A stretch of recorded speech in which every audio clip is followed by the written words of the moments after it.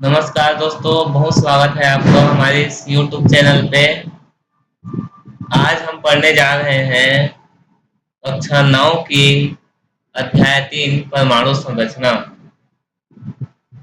आइए जानते हैं कि परमाणु किस प्रकार से होता है, परमाणु की संरचना कैसी होती है, परमाणु आखिर होता है तो कैसा होता है।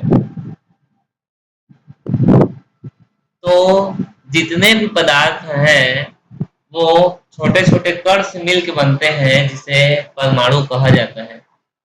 इस बात या ये बात पूरी तरीके से सही है कि जितने भी तत्व हैं या जितने भी पदार्थ हैं वो जिनसे मिल के बने होते हैं वो कोई ना कोई परमाणु होता है। तो यदि हर पदार्थ कोई परमाणु से मिल के बना है तो ये देखा गया कि परमाणु का आकार कैसा है, परमाणु होता कैसे है, परमाणु का आकार यदि छोटा है तो कितना छोटा है। आइए हम ये सब क्वेश्चन की ओर चलते हैं। तो कक्षा 9वीं में इस परमाणु के इस क्वेश्चन को हल करने के लिए एक प्रयोग दिया गया है, उस प्रयोग को समझने की कोशिश करते हैं।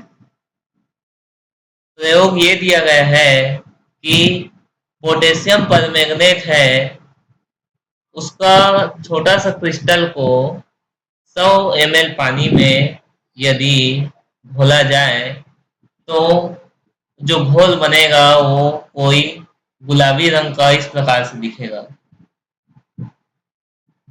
अब यही घोल के 10 ml को लेकर के और शुद्ध 100 ml पानी में डाला गया तो वह भी पानी कुछ इस प्रकार से रंग का दिखाई देगा। वो गुलाबी रहेगा लेकिन पहले जितना गुलाबी नहीं रहेगा। और इसके बाद इसी प्रक्रिया को बार बार दोहराते गए तो अंत में ये बात पता चलता है कि यदि इस प्रक्रिया को बार बार दोहराते जाएं तो छोटा सा क्रिस्टल जो पोटेशियम परमैंगनेट का है वो पानी को रंगीन कर देता है। तो थोड़े से पानी के लिए तो ये बात सही थी, लेकिन जब इस प्रक्रिया को बार बार किया गया तो भी अंत में भी कुछ न कुछ पानी को रंगीन करने की क्षमता उसमें बचती है। तो यह पता चलता है कि परमाणु जो है वो बहुत ही छोटे आकार का है। और ये बात सामने आती है परमाणु बहुत छोटा है तो कितना छोटा है, इसको समझने के लिए कुछ वैज्ञानिक हैं जो मत देते हैं। तो आइए हम समझने की कोशिश करते हैं कि परमाणु की जो अवधारणाएं हैं ये कितनी पुरानी है।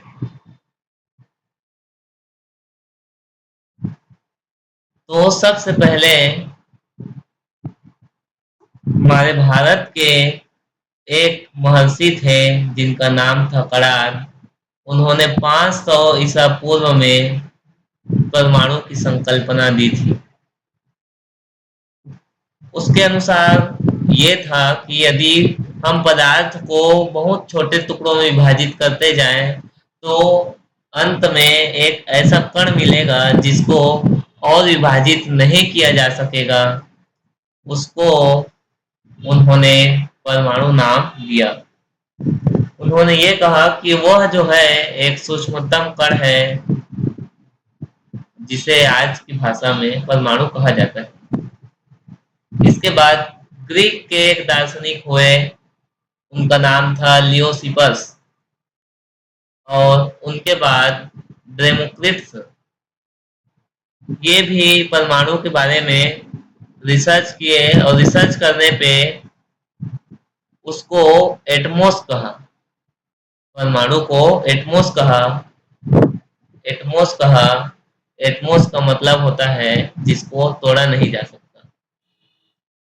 इस प्रकार से धीरे धीरे खोज होते गई और परमाणु के विकास पे आज वर्तमान में परमाणु को ये माना जाता है कि परमाणु तो पदार्थ का सबसे छोटा रूप है, लेकिन उस जमाने में ये माना जाता था कि उसको तोड़ा नहीं जा सकता। वर्तमान में ये माना जाता है कि उसको तोड़ा जा सकता है। इसके बाद ल्यूक्रेशियस नाम के एक वैज्ञानिक थे। उन्होंने चीजों की प्रकृति नाम एक कविता में परमाणु की बात की थी। इसके बाद 1799 में प्राउस्ट ने स्थिर अनुपात का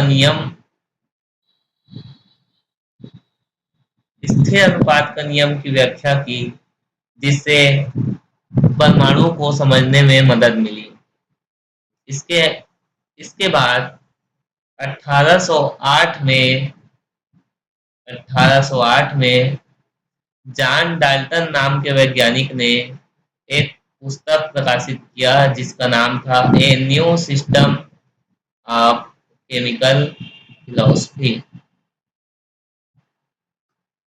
परमाणु की खोज का यह सिस्टमेटिक रूप सबसे पहले 1808 में मिलता है।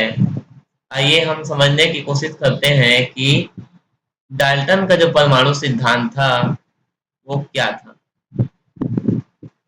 ये क्वेश्चन सामान्यतः प्रश्नों के रूप में एग्जाम में देखा गया है कि डाल्टन के परमाणु सिद्धांत की व्याख्या कीजिए।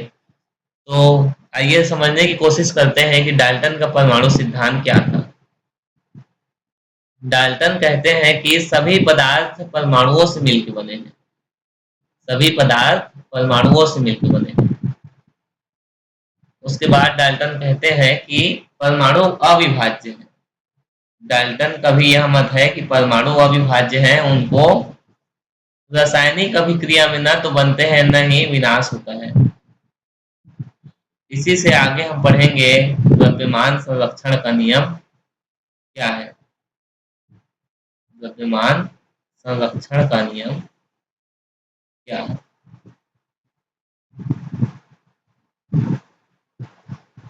जॉन डाल्टन बोलते हैं कि सभी पदार्थ परमाणुओं से मिलकर बने हैं और परमाणु क्या है, अविभाज्य और सबसे छोटा कण है। इसके बाद यह बोलते हैं कि किसी एक तत्व के परमाणु का द्रव्यमान और रासायनिक गुणधर्म समान होता है। अलग अलग परमाणु के द्रव्यमान और रासायनिक गुणधर्म अलग अलग होते हैं। परमाणु परस्पर छोटी और पूर्ण संख्या के अनुपात में संयोग करके यौगिक बनाते हैं। तो जैसा हमने पहले पढ़ा है कि यौगिक एक निश्चित अनुपात में होता है, तो यह बात सबसे पहले जॉन डाल्टन ने ही बताई थी। किसी भी यौगिक में परमाणुओं की सापेक्ष संख्या एक निश्चित प्रकार की होती है।